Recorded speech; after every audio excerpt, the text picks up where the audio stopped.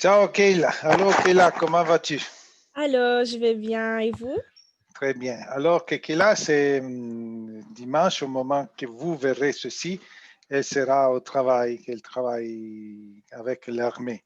Alors Mhm. que cette conversation, on la registre vendredi soir. De quoi vas-tu nous parler aujourd'hui? Ben, dimanche, c'est dimanche, cette fin de semaine, on célèbre la Toussaint, la sainteté, comme pour nous dire que les saints intercèdent pour nous, mais que nous tous nous sommes appelés à être des saints. Et cette semaine, tu as fait la connaissance avec un saint, c'est vrai? C'est vrai, oui, j'en ai appris plus sur un saint qui s'appelle Carlo Acutis. Et Carlo Acutis. oui, c'est ça. Carlo Et il est de quelle nationalité? C'était un jeune Italien Ah, de Milan qui récemment a été proclamé saint. t'es proclamé saint. Mhm. Et donc, il est décédé. Il est décédé quand? Il est décédé lorsqu'il avait 15 ans en 2010. Euh, Donc, c'est récent. C'est récent. C'est quelqu'un qui était contemporain avec nous. Oui, il était de notre époque, si on veut dire. Mhm. Et il n'avait que l'âge de 15 ans et il a été déjà proclamé saint. Qu'est-ce qu'il a fait en 15 ans pour être reconnu comme saint?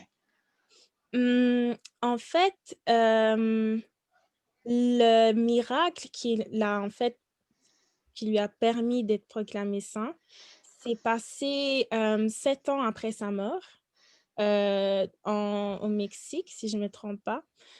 Euh, il y avait un enfant qui était malade, qui ne pouvait pas manger correctement parce que son pancréas était mal formé. Le pancréas, c'est quelque chose dans c'est un de nos organes qui nous permet de bien digérer les aliments.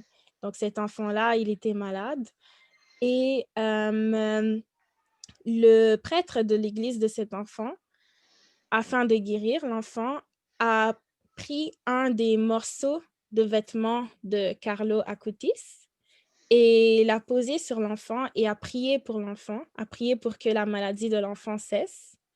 Et le lendemain, l'enfant était complètement guéri. Et c'est vraiment ce miracle qui a fait que Carlo Acutis reçoive officiellement le titre de saint. Mais lorsqu'on Oui, regarde... parce que Mhm, pour être reconnu saint, on demande un miracle. Mais c'est sa vie mhm. qu'il a impressionné les gens qui l'ont rencontré. C'est vrai? Oui, mais c'est ça, c'est dans sa vie, tout au long de sa vie. Il a vraiment touché les personnes qui ont eu la chance de le connaître à travers ses actions et à travers ses paroles.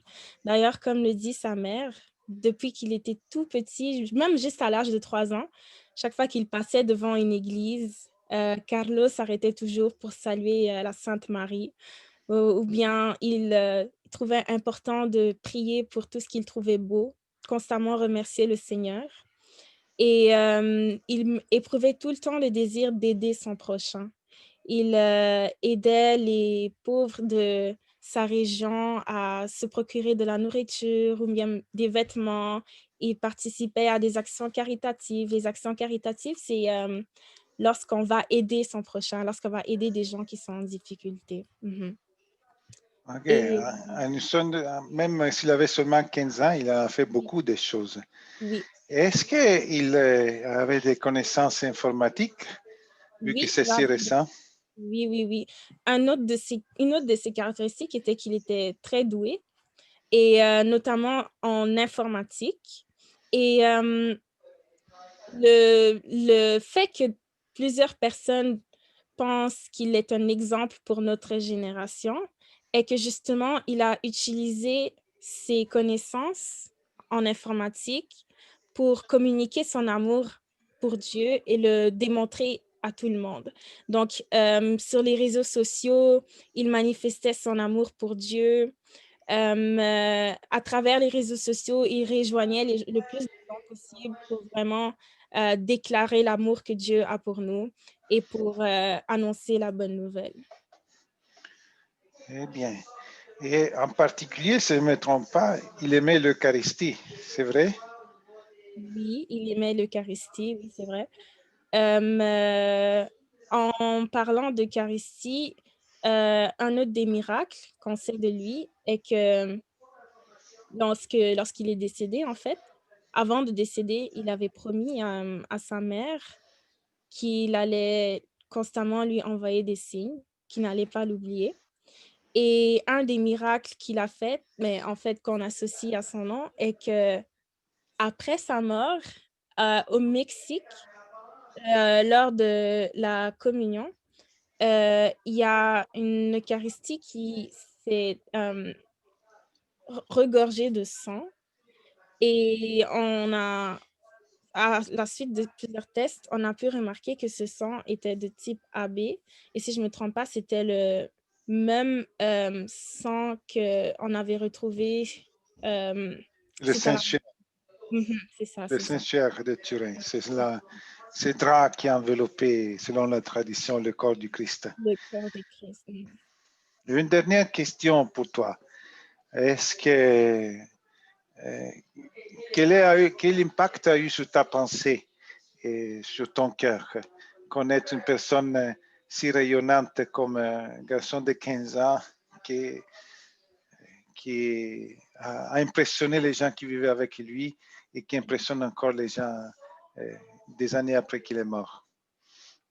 Mmh, premièrement, beh, le premier impact que ça a eu sur moi est que, beh, je me suis rendu compte qu'il n'y a pas vraiment d'âge pour démontrer tout l'amour qu'on a envers Dieu et aussi pour recevoir tout l'amour qu'on a avec Dieu. Parce que si à un tel âge, je me dis que si à un si jeune âge, ce jeune garçon a pu comprendre vraiment à quel point le Seigneur l'aimait et cette compréhension-là de l'amour de Dieu lui a donné envie de partager le le fait que Dieu aime le fait que Dieu nous aime à tout le monde, eh bien, nous aussi, nous devrions suivre cet exemple-là. Hem, Nous devrions vraiment comprendre l'amour que Dieu a pour nous et le partager aux gens qui sont autour de nous. Et la deuxième chose qui m'a particulièrement touchée est le fait que, justement, heu même si aujourd'hui il est décédé, il a laissé une trace derrière lui à travers ses actes et cela montre vraiment que les actions que nous faisons autour de nous, le fait d'aider notre prochain, le fait d'aimer notre prochain et de lui parler de Dieu aide vraiment et nous permet de laisser des traces derrière nous, des traces positives qui vont, rester sur, l'humanité. Merci Kéla, c'est vraiment touchant, c'est vraiment touchant. Alors que pour conclure, on pourrait dire que si Carlo Cutis à 15 ans avait déjà réalisé une sainteté, ça veut dire aussi que nous tous, on peut se mettre sur le chemin de sainteté. Mmh. Peut-être on sera, lui, on l'a reconnu, on le reconnaît saint parce que sa mort à 15 ans a beaucoup frappé les gens. Mais les saints, ce ne sont pas seulement ceux que l'Église canonise. Les saints sont ceux qui font la volonté de Dieu, ceux qui sont pauvres d'esprit, comme dit l'Évangile aujourd'hui, qui opèrent pour la paix. Alors nous tous, nous pouvons faire ceci. Et comme tu dis, euh, le bien qu'on fait dans l'amitié du Christ, ça laisse toujours une trace. Ça, avec le temps, ça reste pour toujours quelque Mmh. part. Alors, Mike est là et Bye. on va t'envoyer l'enregistrement complet de notre rencontre de dimanche. OK, Bonne fin de bon semaine. dimanche à Ciao. tout le monde. Bye.